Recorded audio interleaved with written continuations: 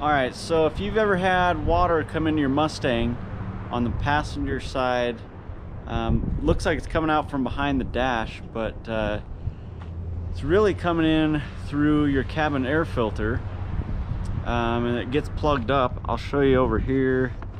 We'll pop the hood, but usually it has to do with all the leaves and stuff that gets built up under your on your windshield here, and it gets sucked down under where the drains go, and it plugs it all up. So I'll pop the hood and I'll show you where you were talking. Okay, so I just sprayed my car off here to see if we can replicate the issue. I mean, I've already fixed mine, but I wanted to show you what happens if your drain is plugged up down here. But you can kind of see it's got a bunch of pine needles and stuff that's been piling up in here, and that's typically what causes it.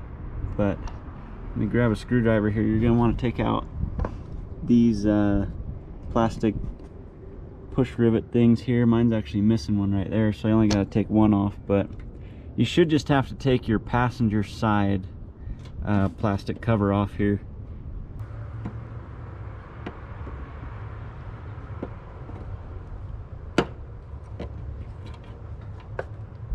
Okay, so mine in here was a little stripped out, so I just had to pop it out with a flathead, but we'll replace that. But usually it's a Phillips head that you unscrew and they'll just pop right out. But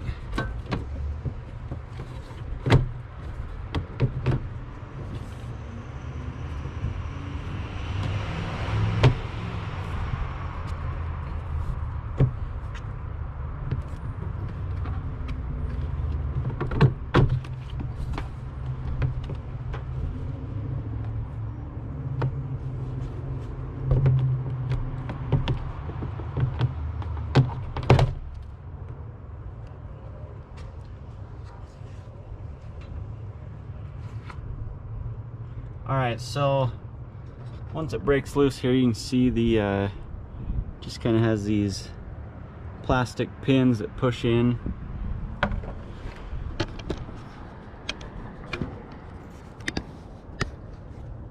Go right in those holes there. Then so here's your cabin air filter, which that's always a good idea to replace while you're in here. But you're gonna have your drain. Trying to get the camera in here so you can see it. Mine doesn't have any water built up right now in there, but what happens is the drain in there gets clogged. The water level comes up so high that it's coming through your cabin air filter, and then it just kind of pours out into your underneath your dash, all over your fuse panel. So it's not really a good spot for it, but you can see it. The drain is this black rubber piece down here, and basically you're just gonna want to pull it out.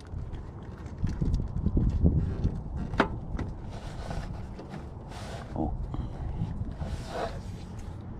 So it'll just come out like that, and you can tell here even mine's getting clogged up a little bit again, but that's what caused your problem.